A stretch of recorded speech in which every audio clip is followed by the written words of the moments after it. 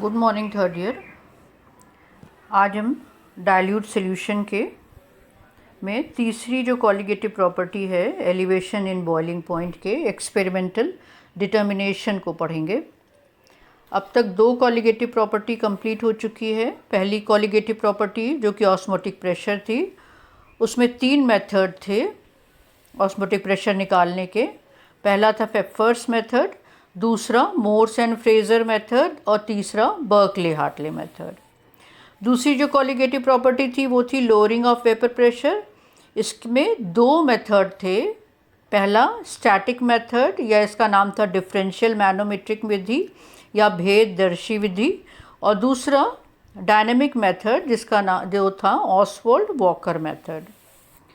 तो अब आ जाएं अपने तीसरी कॉलिगेटिव प्रॉपर्टी पर। तो experimental determination of elevation of boiling point या क्वथनांक उन्नयन का प्रायोगिक निर्धारण। तो सबसे महत्वपूर्ण जो सावधानी हमें इस मेज़रमेंट में रखनी पड़ती है वो है कि सॉल्वेंट या सॉल्यूशन की हमें सुपर हीटिंग नहीं करनी चाहिए, यानी कि बहुत ज़्यादा हीटिंग हमें सॉल्वेंट की हो या सॉल्यूशन की बॉइलिंग पॉइंट टेम्परेचर पर नहीं करनी चाहिए। और जो सबसे ओल्डेस्ट मेथड है इस बॉइलिंग पॉइंट को नापने के लिए वो बेकमैन्स मेथड था, लेकिन अब उस मेथड का हम यूज़ नहीं करते। अब लैंड्सबर्गर मेथड हम यूज़ करते हैं जो कि बहुत ज़्यादा प्रिसाइज है, एक्यूरेट है, जिससे हम एक्यूरेटली एलिवेशन जो बॉइलिंग पॉइंट में जो एलिवेशन है या जो उन्नयन है वो हम निकाल पाते हैं। जो एपरेटस है वो आपके सामने शो हो रहा है, जो हम एपरेटस यूज़ कर रहे हैं। देखिए, जो इसमें एपरेटस के जो भाग देखिए, अलग अलग भाग आपको बताते हैं। तो पहला तो है बॉइलिंग फ्लास्क ए, ये वाला बॉइलिंग फ्लास्क ए है जिसमें कि हम सॉल्वेंट को बॉयल करते हैं और प्रेशर इसके अंदर ज़्यादा डेवलप ना हो पाए, प्रेशर इसके अंदर इस फ्लास्क में चूँकि गर्म कर रहे हैं तो प्रेशर डेवलप नहीं हो, प्रेशर ज़्यादा नहीं हो, इसके लिए हमने यहाँ पर कंडेंसर सी ये लगा रखा है। दूसरी चीज़ जो है इसमें एक इनर बॉइलिंग ट्यूब बी है।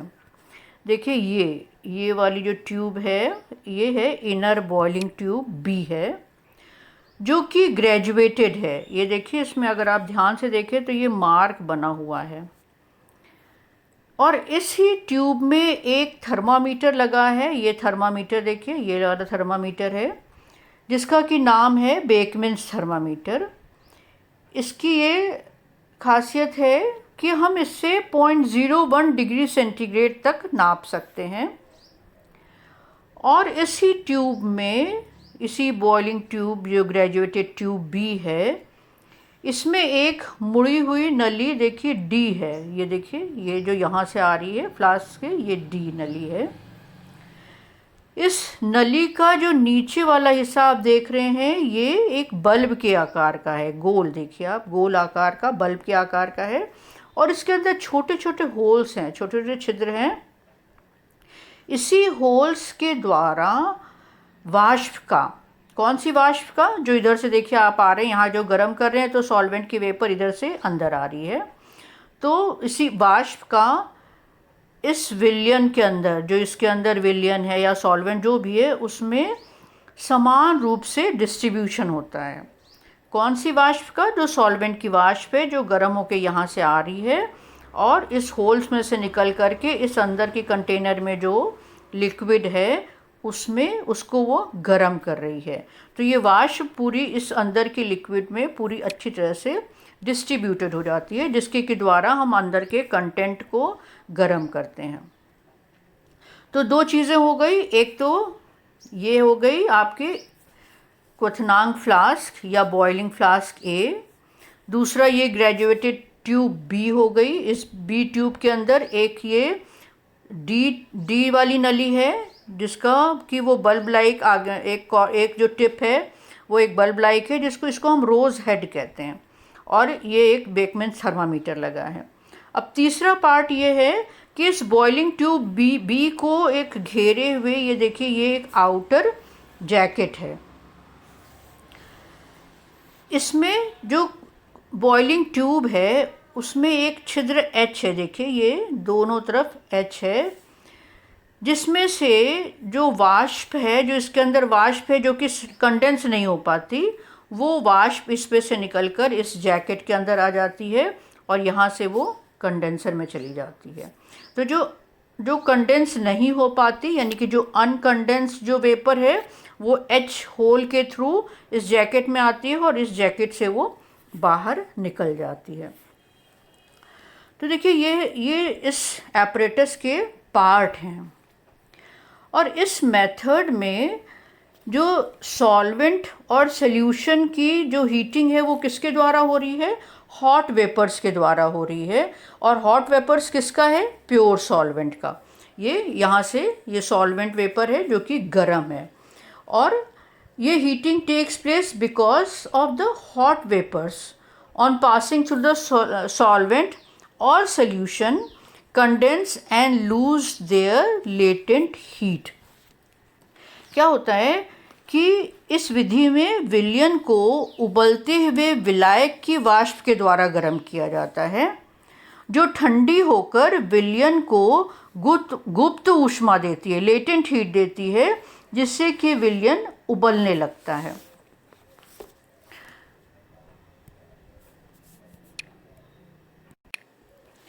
And the heating carried out in this manner is slow and steady and thus no superheating takes place। जो हमने पहले बताया था कि इसमें जो प्रिकॉशन रखना पड़ता है उस मेथड में ये है कि सुपर हीटिंग सॉल्वेंट या सोल्यूशन की नहीं होनी चाहिए। तो इस तरह से जो हम सॉल्वेंट के वेपर के द्वारा हीटिंग कर रहे हैं, इसलिए इससे हीटिंग स्लो होती है और एक समान होती है और सुपर हीटिंग नहीं हो पाती। अब हम इसमें मेथड देखें कि क्या इसका प्रोसीजर है। तो सबसे पहले हम क्या करते हैं, प्योर सॉल्वेंट को हम ए वाली फ्लास्क में लेते हैं और फ्लास्क ए को हम हीट करते हैं। बल्कि वो जब बॉयल होने लगता है तो जो हॉट वेपर है सॉल्वेंट की, वो इसके थ्रू यहाँ पर आती है, रोज हेड के थ्रू इधर आ जाती है, जिससे कि लिक्विड धीरे धीरे गर्म होता है। और एक स्टेज यहाँ वाला जो लिक्विड है वो रोज हेड के थ्रू जब सॉल्वेंट की वेपर निकलेगी तो ये जो लिक्विड है इसके अंदर है वो धीरे धीरे गर्म होता है। और एक स्टेज ऐसी आ जाती है कि थर्मामीटर में जो टेम्परेचर है वो कांस्टेंट हो जाता है। Now this is the boiling point of the pure solvent. ये हमारा जो प्योर विलायक है उसका बॉइलिंग पॉइंट हो गया। अब हम क्या करते हैं कि इस रोज़ हेड को और इस थर्मामीटर को निकालकर इसके अंदर तुली हुई सल्यूट डालते हैं, और उसका जो हम तौलते हैं वो हमें कितना करीब करीब तौलते हैं, 0.1 से लेके 0.5 ग्राम के बीच हम सल्यूट लेते हैं और उसको हम ऐड कर देते हैं बी वाले जो ट्यूब है। And passing of hot vapours continue till the temperature becomes constant again. और फिर हम वही कंटिन्यू करते हैं कि सॉल्वेंट के वेपर को फिर हम इसके थ्रू पास करते हैं। कब तक पास करें? जब तक कि ये टेम्परेचर, थर्मामीटर में टेम्परेचर बढ़ना रुक नहीं जाता। तो ये टेम्परेचर किसका हुआ? This is the boiling point of the solution. अब चूंकि हमने सल्यूट डाल दिया है, अब की बार जो सोल्यूशन बॉयल हो रहा है ये क्या किसका बॉइलिंग पॉइंट हो गया? ये सोल्यूशन या विलयन का बॉइलिंग पॉइंट हो गया। अब हम दोनों का डिफरेंस ले लेते हैं, पहली बार जो विलायक का था और अब की बार जो सोल्यूशन का है। तो उन दोनों का जो डिफरेंस है वो boiling elevation in boiling point हो गया ना। आपको देखिए ये तो डेल्टा टी बी हमने डायरेक्टली इससे निकाल लिया। अब आपको मालूम है कि हमें यदि मॉलिक्यूलर वेट निकालना हो, इस कॉलिगेटिव प्रॉपर्टी से हमें मॉलिक्यूलर वेट निकालना हो, तो देखिए तो calculation of molecular weight of the solute. तो पहले तो हम फॉर्मूला देख लेते हैं, फिर हम इसी डायग्राम के द्वारा देखेंगे कि कैसे हम निकाल रहे हैं इसको। तो आपने देखा था कि delta T B is equal to K B into M. M यहाँ पर क्या है? मोललता है। और मोललता इज इक्वल टू क्या होता है, number of moles of solute upon weight of the solvent. यदि ग्राम में है तो हम ऊपर मल्टीप्लाई इसको 1000 से करेंगे। या small m is equal to number of moles क्या हो गया, small w upon small m into 1000 and weight of the solvent that is capital W, ये हो गया। अब ये वाला जो m है वो है मोललता, ये मोललता है जो कि ये कंटिन्यू कर रहा है। और ये जो स्मॉल m है जो हमने नंबर ऑफ मोल्स की जगह यहाँ पर लेकर आए हैं वो है molecular weight of the solute. तो ये molecular weight of the solute हमें निकालना है। या delta TB is equal to, यहाँ से देखिए delta TB is equal to क्या हो गया, यहाँ रखें ये वाले से तो 1000, यहाँ से 1000 ले आए, ये यहाँ से KB और फिर स्मॉल w और upon small m into capital W। Now the molecular weight यानी कि m is equal to 1000 KB into W upon delta TB into capital W। Small w तो क्या है, वेट ऑफ द सोल्यूट जो कि हम B वाले ट्यूब में डाल रहे हैं तौल कर सोल्यूट की मात्रा। आपको मालूम है हमने कितना सोल्यूट डाला है, 0.1 से लेके 0.5 ग्राम के बीच में, जो कि हमें एक्यूरेटली मालूम होगा। अब हमें कैपिटल W निकालना है। तो कैपिटल W क्या है, वेट ऑफ द सॉल्वेंट। तो कैपिटल W निकालने के लिए क्या करते हैं कि जो आपने देखा था यहाँ पर हमें, जब हमने इसमें सोल्यूट डाल दिया था, फिर जब विलियन बॉयल हो रहा था, जब हमने टेम्परेचर नोट कर लिया था। अब टेम्परेचर नोट करने के तुरंत बाद ही हम क्या करते हैं, इस बॉइलिंग ट्यूब में से हम इस थर्मामीटर को और इस वाले ट्यूब को निकाल देते हैं। निकाल देंगे तो हमें ये चूँकि ग्रेजुएटेड है, आशंकित है, तो इसमें हमें कितना आयतन विलियन का है वो यहाँ से हम नोट कर लेते हैं। तो यहाँ से हमें वॉल्यूम ऑफ सॉल्यूशन मिल जाता है। अब वॉल्यूम ऑफ सॉल्यूशन और डेंसिटी ऑफ द सॉल्वेंट, इनको हम मल्टीप्लाई कर लेंगे तो हमें वेट ऑफ द सॉल्वेंट मिल जाएगा। घनत्व इज इक्वल टू क्या होता है, मात्रा अपॉन आयतन। तो वॉल्यूम ऑफ सॉल्यूशन, ये रहा वॉल्यूम ऑफ सॉल्यूशन, और ये फिर हो गया density of the solvent is equal to weight of the solvent. अब आप कहोगे कि यहाँ पे सॉल्यूशन है, यहाँ पर सॉल्वेंट क्यों है? तो देखिए ये जो सॉल्यूशन है इसमें हमने सोल्यूट की मात्रा बहुत ही कम डाली है, तो हम इसको वॉल्यूम ऑफ सॉल्यूशन को हम वॉल्यूम ऑफ सॉल्वेंट मान सकते हैं।